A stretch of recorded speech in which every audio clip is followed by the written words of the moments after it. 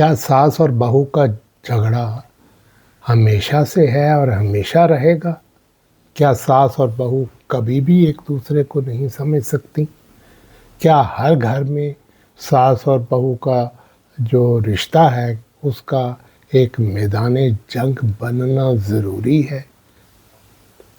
کیا علم نفسیات کے دیے ہوئے چند اصولوں کو اپنا کر ہم لاکھوں خاندانوں میں امن اور سکون اور خوشی واپس لا سکتے ہیں؟ ناظرین، میں ہوں ڈاکٹر نعیم طارق۔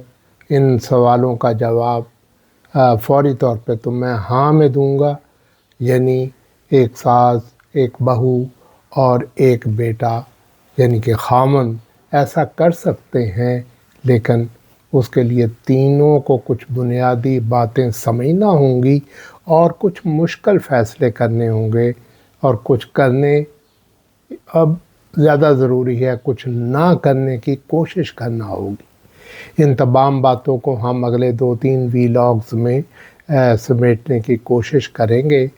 ان کو برائے مہربانی غور سے سنیں اور اپنی پوری فیملی، بالغ فیملی، ایڈلٹس اونلی کو سنائیں اور دوستوں اور رشتہ داروں میں بھی شیئر کریں۔ ناظرین، ہندوستان، پاکستان اور اس طرح کے جنوبی ایشیا کے دیگر معاشروں میں ساس اور بہو کا بیٹے کا تعلق کچھ زیادہ ہی پیچیدہ ہے۔ اس تعلق کو سمجھنا بہت ضروری ہے تاکہ اس رشتے کو بہتر بنایا جا سکے اور خاندان میں بسنے والے بیٹے، بیوی اور بیٹے کی ماں کو سمجھایا جا سکے کہ اپنی زندگی میں سکون اور خوشیاں کیسے واپس لا سکتے۔ ناظرین، ساس اور بہو کا جھگڑا بہت پرانا ہے۔ یہ ایک معاشرتی، ثقافتی اور کلچرل چیز ہے جسے آرکیٹائپ کہتے ہیں۔ مشہور نفسیات دان کارل یونگ کے مطابق کوئی کردار، کوئی مختلف کہانیوں میں کوئی ثقافتی خیال اور مختلف زمانوں میں بار بار نظر آنے والی کوئی ایسی چیز، کوئی ایسی پریکٹس، کوئی ایسی ریت، کوئی ایسی روایت، کوئی اعتقاد جو کہ کسی معاشرے میں نسل در نسل چلتا ہے، اس کو ہم آرکیٹائپ کہتے ہیں۔ مثلا ماں کی شفقت ہے، ہیرو کا تصور ہے، یا ساس بہو کا روایتی تنازع بھی ایک آرکیٹائپ ہے۔ لیکن اس آرکیٹائپ کو سمجھنے کے لیے ساس اور بہو اور بیٹے کے آپس کے تعلقات، ایک دوسرے سے توقعات، معاملات اور ان کی وجہ سے پیدا ہونے والے مسائل کو سمجھنا پڑے گا۔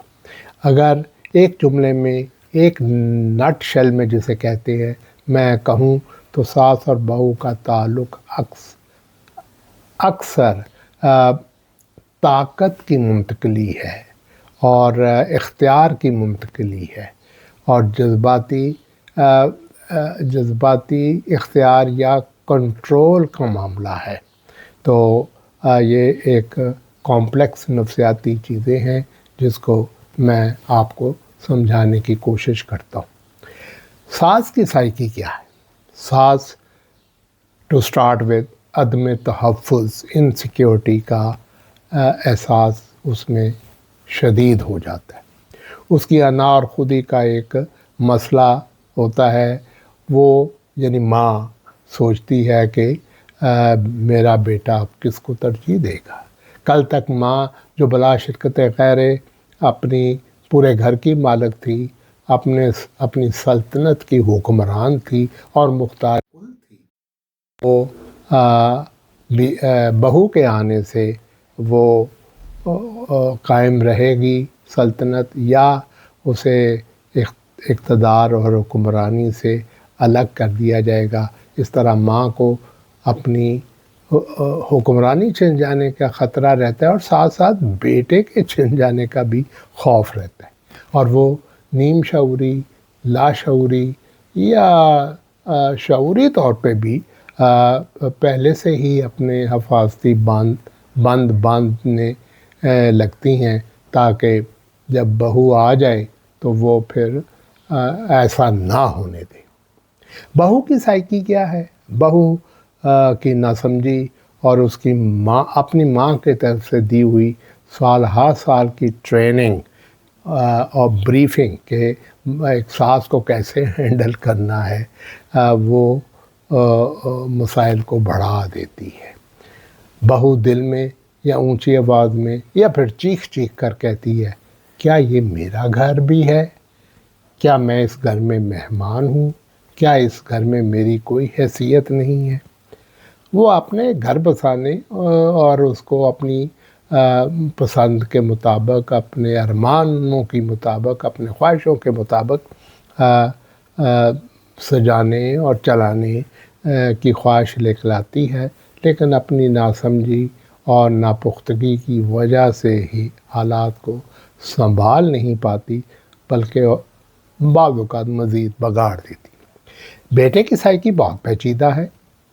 ساس اور بہو کے درمیان شاید اتنے مسئلے نہ ہوتے اگر بیٹے یعنی خاوند حضرات اپنا کردار اتنا غیر واضح اور کمزور نہ رکھتے، لیکن وہ بیوی اور ماں کی کولڈ اور ہاٹ وار میں دو چکی کے دو پاٹوں کے درمیان پس کر رہ جاتے ہیں اور اکثر میں تو کہوں گا گوف اپ کر جاتے اور اپنا اور اپنے پورے خاندان کا سکون برباد کر بیٹھتے۔